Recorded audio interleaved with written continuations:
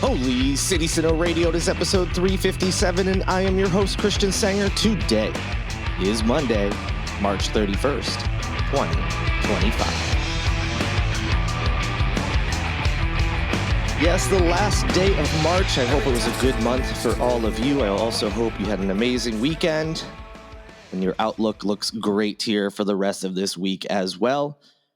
Not a lot for me to report on personal life-wise. Just been enjoying college basketball, even if on the men's side my school is out. But on the women's side, as of this recording, still very much alive. Actually, they are playing tonight, on Monday, when this podcast comes out.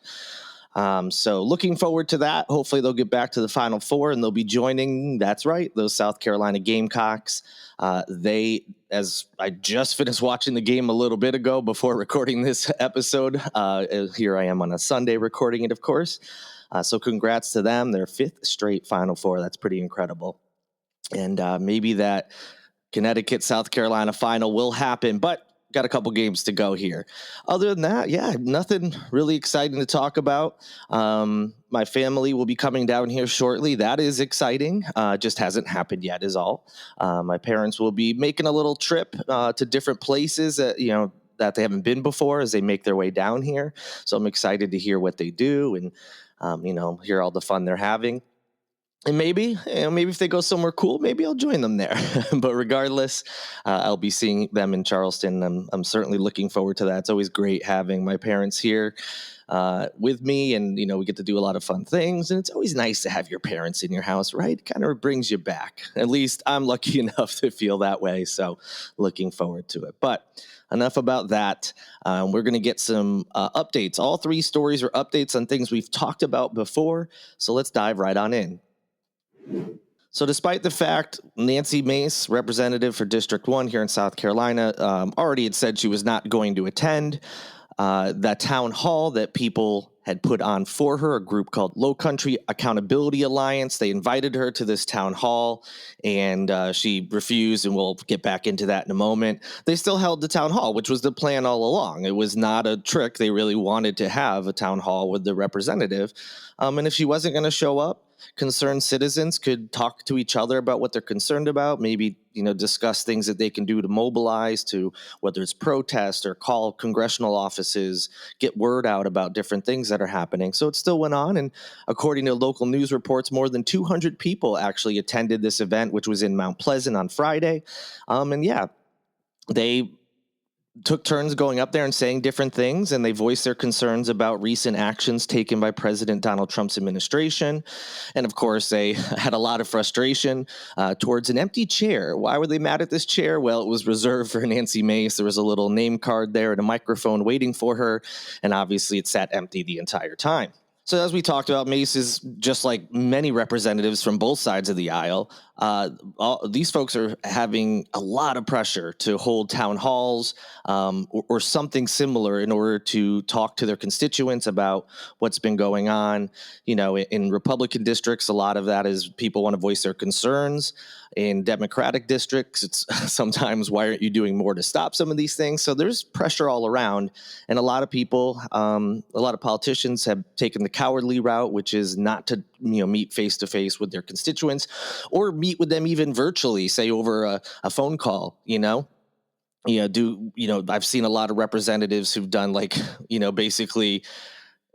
It's more controlled, of course, because people can ask questions, they can cut them off and things, but at least they're having this, something. Nancy Mace has done nothing, and the response from her office has consistently been, oh, she's held town halls in the past and blah, blah, blah, blah, blah. But the point is, people want them now because things have changed since those. So in any event, in addition to this town hall, I mentioned before that the group has also put up billboards on Daniel Island where Nancy Mace has an office, and they all say something along the lines of, where's Nancy Mace? Show your face, Mace, things like that. And as I said, she rejected any demands, whether it be this town hall or to even schedule her own. She called it fake news since the town hall wasn't put on by her office. Well, it wasn't fake news. It was a real thing that happened. You just didn't attend, and that was your call. You may remember Mace also voiced concern about her safety. She thought, she was saying that she was being bullied, and her and her family and her staffers, they didn't feel safe. Well, maybe next time she'll attend, because according to local news reports, anyone who went to this town hall, which, by the way, was held in the Mount Pleasant Town Hall complex, everyone had to enter through metal detectors, and police officers, plural, stood inside the room. So seemed pretty safe to me based on those descriptions. And of course, there was no acts of violence that took place at this town hall. Everyone spoke and nothing got out of hand. It was pretty normal. In addition to the safety aspect and fake news, Mace also suggested that, these organizers and anybody who was going to attend were like, quote, left-wing extremists who were paid to be there, which, by the way, happy to attend things if people are being paid. Does anyone know where all these paid actors are signing up for these jobs? Yeah, I'll go into a town hall. Where are these payments? Why can't I get on this list that supposedly is out there with all these paid protesters? But any event, in addition to that being ridiculous on its face, another concerned person at this event was offended by that characterization, and I'm sure she wasn't the only one. And aside from the kind of attacks, and I'm using that word, Representative Mace, if you're listening, I don't mean physical attacks. No one wants to hurt you. These were verbal attacks, and you weren't even there, and they weren't that bad. They voiced concerns about real issues, things like cuts to Social Security, Medicaid, and Veterans Affairs. Others said they were worried about what would happen if the Department of Education were shut down. So again, just a group of people concerned about it. That's all it was. Doesn't appear anyone was paid to be there. And it's disappointing that Representative Mace wouldn't attend. But hey, look, she says she felt unsafe. Fine. Hold your own, where you can control the venue, the planning, and pretty much anything. You just have to listen to your actual constituents. And sure, if you want to verify that everyone in there actually lives in the district, cool, you can do it. You can do all those things that would take away, what you were worried about, your safety, the fact that this was a fake news event, or that these were all paid extremists who aren't actually, your constituents. Just hold one yourself. It'd be really simple. As your office has said, you held plenty in the past, just none under this current administration. And a lot of things have changed, between administrations, as is expected. And a lot of it's concerning people, and not just Democrats who may live in your district. It's also Republicans who live in your district. So glad the people that organized this event still put it on, so people had a place to discuss what they're worried about and have some community together. All right, you may remember a few weeks back, I had an interview with Gedney Howe IV, a local attorney, and we talked about this Senate Bill 244. And this legislation was about this whole liquor, liability for businesses, and how on the surface it seemed like a great idea that would help businesses. But at the time when I was talking to Gedney, he said some of the unintended things in that bill, that wouldn't help out everyday people. So yeah, there might be a fix. And at the time, it was not clear what exactly the fix was for these local restaurants. It appears there's been some changes since then, thankfully. But a lot of that other stuff that he was concerned about in that bill, as far as it relates to liability situations for, say, hospitals and in car accidents. And you can go back and listen to that episode to get details. But again, there were some changes to the Senate bill, and the state Senate did pass it. And it could potentially save business owners tens of thousands of dollars. At least that's what some of the folks behind it are saying. And hopefully that will indeed be the case. Now that it's gone through the Senate, next up is it has to go to the House. The House has to pass it. And then at that point, it would go to Governor McMaster to be signed into law. And, we'll see what ends up happening. I'm going to have to do another look at this bill and see if some of the things that Gedney was concerned about are still in there. But for this purpose, we're going to focus on what they did get to as it relates to this liability. So the biggest thing they say this bill is going to do is going to cut the minimum, what every business has to pay. Because in 2017, you may remember a law was established that said any business that served alcohol after 5 p.m. had to carry a minimum of a $1 million insurance policy. In addition to that minimum already being very expensive, there were obviously higher rates than that. That's the minimum. So depending on companies, they may raise their rates, and it was harming a lot of businesses. Some that have closed, if even specifically mentioned that this was part of the problem. Bar 616 and Bumpa's are two of the most recent ones. So the aim of Senate Bill 244, again, as it relates to this specific issue, there's other things in it. It looks to restructure the minimum insurance policy in a couple of ways. So State Senator Ed Sutton, he's a Democrat who represents District 20 and is a supporter of this bill, explained that for profit bars, the new minimum now is going to be $500,000. So cuts that, $1 million in half. But a part that I do like is that the minimums for some other places are lower, and those places are VFWs, Veterans of Foreign War. You know many of those buildings around town.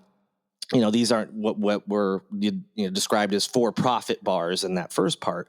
So VFWs, American Legions, they would be only having to require a minimum of $300,000. So a very big drop for them. And again, these aren't your typical bars, so it makes sense that they would have a lower minimum, and I'm glad that was put in there. Just for the record, Senator Sutton, he's actually a military veteran, and so he said this would be big, for those organizations, and it's clear that it would be. In addition to that, Senator Sutton says the bill would also define a clear place where that liability ends. That's been the other issue, is if someone got drunk, went to multiple bars that night, got in some sort of accident, hurt someone, killed someone, bars, face a certain liability. And there was some cloudiness to, how much liability should each bar have. And so they're trying to make that a lot clearer, so not every bar is held to the same standard when one may have done something negligent and the others did not. He said one of the key pieces of this bill is that when a patron is visibly intoxicated, the bar or restaurant would no longer serve the customer. That's how it should be now, and there are plenty of bars and restaurants that do these things the right way. And once they cut that person off, their liability would end. So that leads to some questions as well, though, how, I'm sure there's going to be some legal challenges to that if this goes through. Just because you cut someone off, you did the right thing there, but does that necessarily mean you're not negligent at all? It's a very, tough subject and hard to come up with answers for. So I'm interested to see how that all plays out. And yes, that would mean that servers will be trained to recognize these situations, which again, a lot of them already are. There's programs for this. I think that's even, if I remember correctly, there were like classes or whatever you want to call them that would actually help with this insurance. Hey, if your bartenders are all trained on this, that could lower your premium. So we'll see how that all shakes out as well. Like, okay, great. How's that training going to look? Who pays for that training? There's still a lot of questions. And again, I still need to look at this bill. I didn't see any media coverage of it yet because there was other things that were, again, that I discussed with Gedney that he was concerned about, yes, perhaps we can get something good for these restaurants and bars, but here's why it might not be that great for them. But also there's all these other things that'll affect other parts of their lives. So definitely want to look into this some more and, really understand everything that's part of it. And I'll be keeping an eye on it for you as it goes to the House as well. And I'll give you updates once I have them. And the last update is about the Dockside condominium. You may remember that over a month ago, all the residents in that building had to evacuate. The city and the Dockside Association had determined that the building was unsafe for them to be there.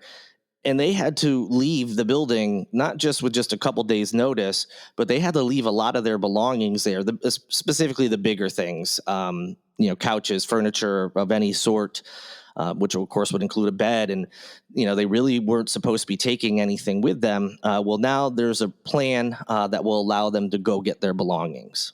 So like I said, they had to evacuate back in February. Officials said at the time that the structure has insufficient capacity to continue to be safely occupied until substantial structural strengthening is implemented. And now apparently they've got a plan in place that they say is safe, for everyone to go get their stuff, and they're going to do this in waves. So the whole process is going to take about 11 weeks is the estimate. They're going to do it in different zones, basically, where one group will be allowed to pack while another group can, start moving out. So there'll be some overlap, of course. And the people who are moving out, they'll be able to use like the regular elevators and the freight elevators.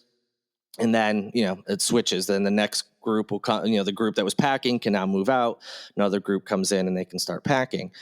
And, again, they said it'd take about 11 weeks. And although they say that they believe this is safe and, that this is why they're allowing this, any resident or any workers that the residents may hire, basically anyone that goes into the building does have to sign a waiver, saying they understand the risk. So it's one of those things where, yeah, it probably is safe, but just in case, they're definitely covering their bases. And which, okay, hey, look, you get it, but you hope it's one of those things where they're just being extra cautious and it truly is safe. And I believe it must be, they must believe it is, because there's no way, even with the waiver, they would put people in harm's way like that. So I hope it goes smoothly. I hope these poor folks have all been able to find somewhere else to go and they get some kind of compensation or help from all this that happened. But at least for now, they're able to finally go get their belongings. And that'll do it for this edition of Holy City Center Radio. Thank you so much for listening. Thank you to Lindsay Marie Collins with LMC Soundsystem, who produces this and every episode of Holy City Center Radio, and Tyler Boone, whose music you hear in each and every show. I'll be back with you later this week. Already looking forward to it. Until then, good night and good luck.